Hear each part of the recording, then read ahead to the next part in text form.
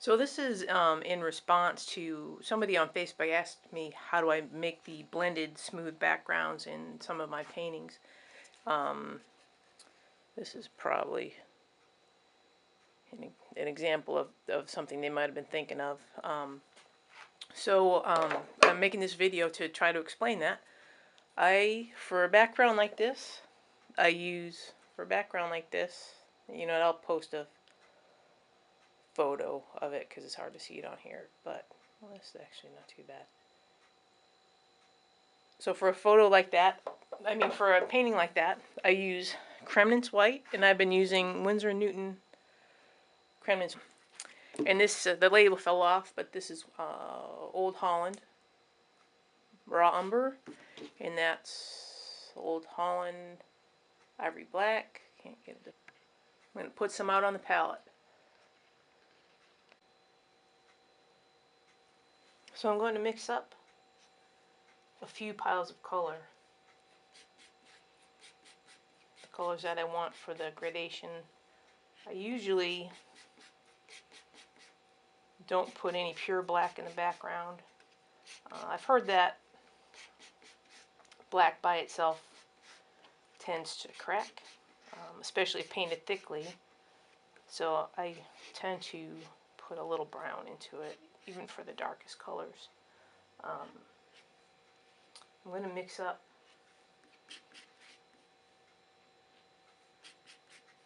probably about 4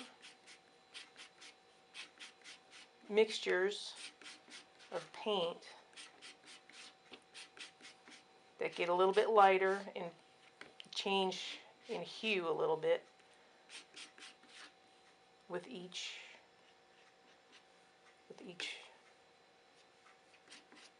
one.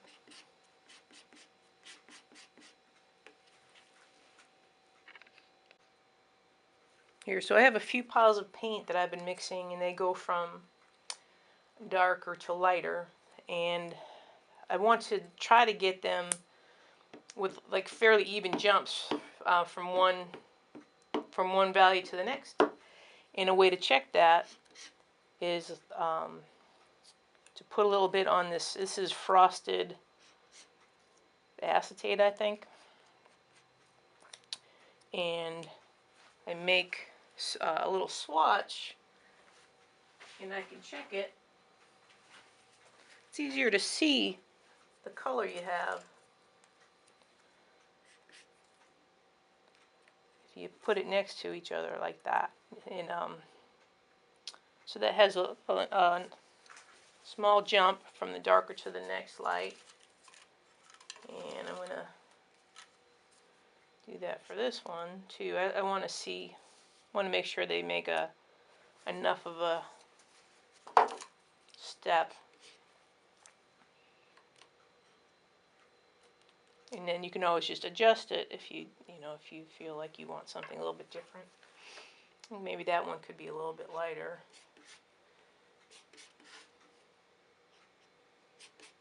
Okay, so I think I'm going to go ahead with what I have here and start painting. I like to use Liquin, Winsor & Newton Liquin. It helps the painting flow. It helps the paint flow, I mean, if I can get it open. Hang on. Oh, there's a new bottle of Liquin. That does open. Yay. Okay.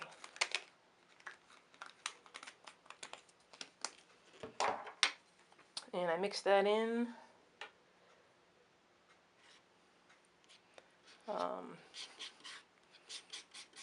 A little bit goes a long way. I just want it to be a little thinner so it'll brush out as I paint it. I personally don't like thicker brush strokes in the background of my paintings.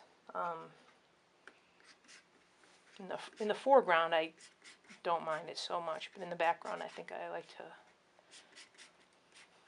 think without brush strokes in the back it helps it recede. Okay, so I start with the darkest one. And then I paint in the next, take the next lightest color and kind of block that in next to it.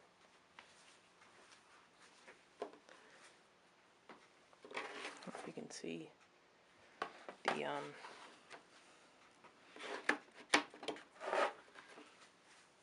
lot of glare into it, block it in there, trying to keep it, you know, as thick as I can without it. You know, I want to cover the white if I can, but not have it so thick that there's big piles of paint. Now this is the next lightest color. Oh, still a little thick.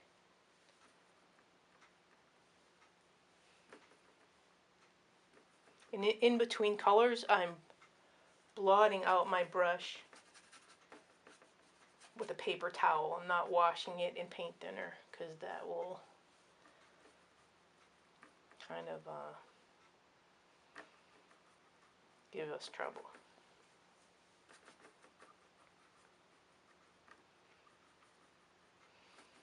And I'm only kind of brushing it into the color that's right next to it. I don't want this color to get down to the darkest color. I want it to just stay in this spot.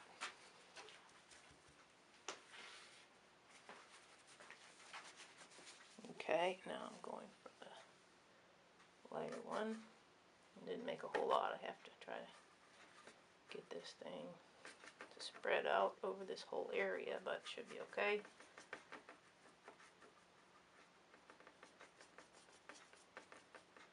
Now, if I was painting a still life, I'd have to work around the objects in the painting. I would have everything drawn out onto the panel. And that takes a while, and that would give all this paint that's on there some time to set up. There's like 4 zones of color, or value, 4 zones of value on there. And now the next step is to blend. I like, there's a few different things I use for that. I like this Isabey paintbrush. I'm not sure where you can focus, but I think it's a badger hair maybe. This one's not too bad. These mop brushes are pretty good. They tend to shed a lot though, but this one has been pretty good with not shedding. Anyway, and so I'm gonna start blending. And while I'm doing this, I'm trying to smooth out some of the brush strokes and at the same time softly integrate each zone into the next. So just kind of go back and forth over these 2 areas to get the brush strokes out and to integrate one into the other. And I only want to be blending between these 2. I don't want to get anything up here from the bottom, because that will change everything.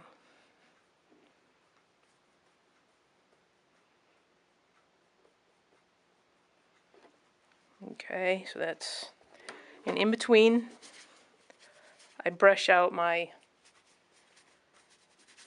brush because I want to go up to the next zone now. So I'm going to brush out the paint onto a paper towel to clean it instead of putting it in thinner. Or you can just get another, if you have another brush like that that's dry, you could do that too.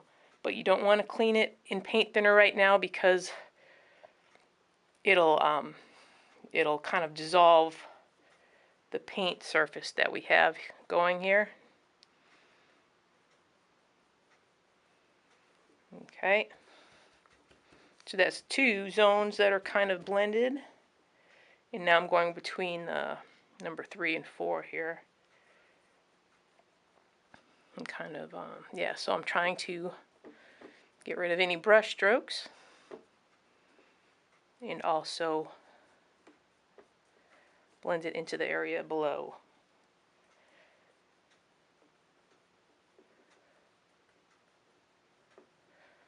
Sometimes a little circular motion can help with that.